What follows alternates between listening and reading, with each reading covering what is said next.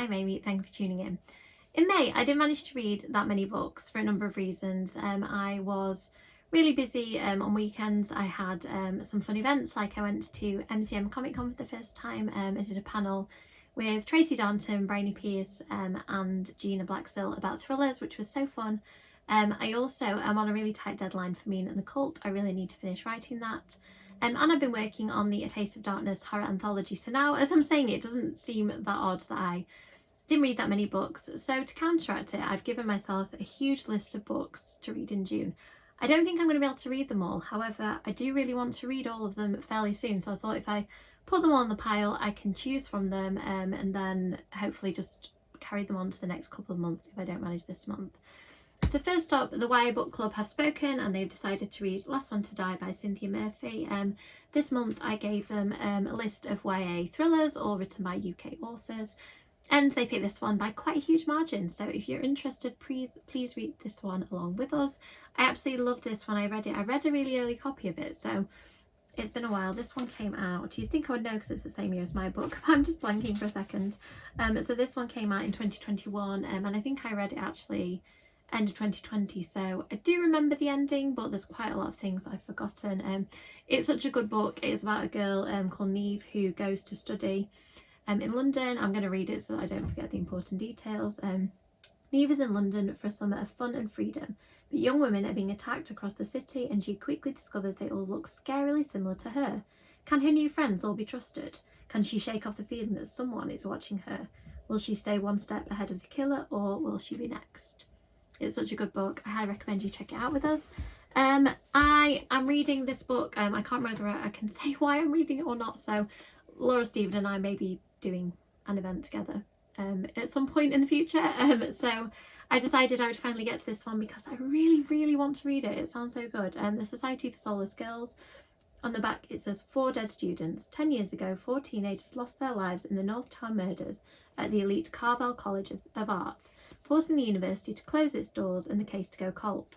2 haunted girls. Now Carvel is reopening and fearless student Lottie is determined to find out what really happened.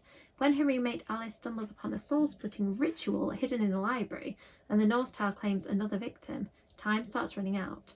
One chilling secret to destroy them all. Can Lottie and Alice uncover the truth before the centuries-old curse consumes them both? I think this is a Jekyll and Hyde retelling. I think it might be queer. I think it might be sapphic. If those things are true, then I think that this is going to be an excellent time. I've read all of Laura's contemporary funny books and she is a brilliant author, so I think this one is going to be great. My Family and Other Romans is a book that I was kindly sent by Chicken House. Thank you so much. It is, I think, a book on the younger side of middle grade or the upper side of chapter books. It has quite big font, short chapters, and it sounds absolutely great. It is a book about a girl who her dad accidentally gets sent back to Roman times, I think, and she is half Roman goddess, half human, and she decides to go back to Roman times to follow her dad to help him out. Next up, Sue Wallman is an Insta-buy author for me.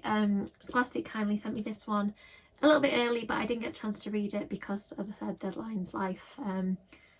This one is Sue's take on catfishing, which sounds like I think Sue's a catfish. I don't think that. It's about characters who catfish.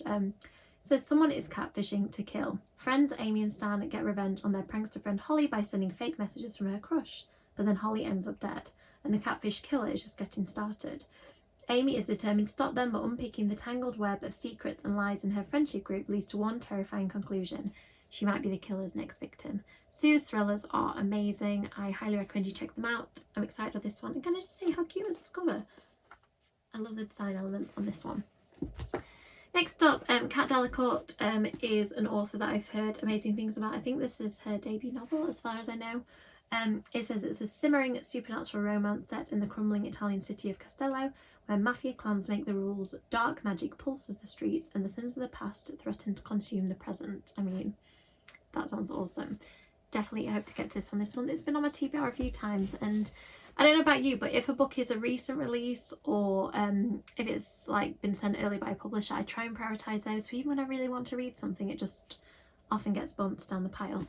This one I'm determined to read. It is an early copy. It comes out in July, so no excuses. I will read this month. It's by Bex Hogan, who wrote the amazing series of books with Viper, Venom, a third one that I can need to look up on my shelf and try and remember the title. I think Viper, Venom and Vulture. They are, I think it's called Isle of Storm and Sorrow, the series. They're YA fantasy pirate books and they're so good. And this is Bex's follow-up. It says 3 underestimated women, their revenge burns deep, black heat. It sounds great. I liked the fact that you also got to personalise proof if you did the character quiz. I got Elena, so apparently this is a character I immensely like. This book, at this point, I've really got to read episode 13. I keep saying I'm going to read it. It's a found footage haunting book. It looks really cool on the page. I've heard good / mixed things about it, which always intrigues me, so I really want to get this month. I'm listening to The Project by Courtney Summers, another book that's been on my list so many times. It is amazing. Courtney Summers has just got a way of writing characters that you feel for so much and putting them through such things. This one is about a cult, so as I'm currently writing a cult book too, Mina and the Cult, I really want to finish listening to this soon. I don't know whether it's taken me a while because it is so hard hitting and so good. I'm kind of drawing it out, so hopefully I'll get to finish this one this month. Next, This Delicious Death. It's a girl eat girl world is the tagline, so I could leave it there and probably you'd still want to read this anyway. It is about the fact that some people in society have gained a craving for human flesh, and the government or whoever has created a synthetic flesh for them to eat. When a group of friends who are stricken with this condition go to a music festival, one of them eats a boy, whoops, and her and her friends start to realise that people like them who eat flesh are being targeted. It sounds so interesting. Really hope to get to that this month. Patricia Wants to Cuddle is set on an island, sort of a Bachelor in Paradise, Love Island type scenario. Group of girls who want to all be paired with Jeremy the Catch, which sounds a little creepy to me, but hey, that's just me.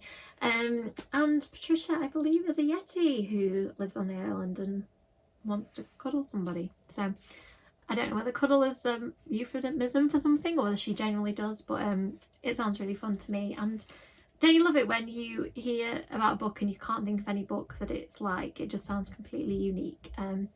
So I'm excited about that one. Next one we have The Black Air, which my publisher Uclan sent me. This is a proof copy. It is a book about witchcraft, and it says, in a remote village overshadowed by a gruesome legend and ancient superstitions, who can say what's real, what's not, and what should stay buried deep inside your head? The Black Air is a spell-binding contemporary novel with a dark mystery at its heart. Set in the depths of rural Lancashire as a community marks the 400th anniversary of the Longburn witches' deaths, this is a story about obsession, mental health, disordered eating, the supernatural, and the lengths that teenage girls will go to for the sake of all-consuming female friendships. That sounds so good. It comes out in September, so if I don't get to this one this month, I can guarantee I will do it soon. And next, I don't think I'm going to be able to read all this book. It's quite a big, lengthy one. I'm doing some research into Mina and the Cult, so I think I'll probably dip in and out of this one, but I thought I'd show you in case you're interested in reading the whole thing. It says inside the world's most notorious groups and understanding the people who joined them. So hopefully this should help me to get into the psychology of some cult members. So that is it. I'm planning to read 1, 2, 3, 4, 5, 6, 7, 8, 9, 10, 11, 12 books. I've never read 12 books in a month before. Doubt I'll get to them all, but I want to have lots of choices, as I said. So thank you so much for watching. Please let me know in the comments which book should I read first, because chances are I'm not going to get to all of them. Have you read any? Are there any that you are really excited about? Thank you so much for watching. As always, I really appreciate likes, subscribes and comments, and I'll catch you in the next video. Bye!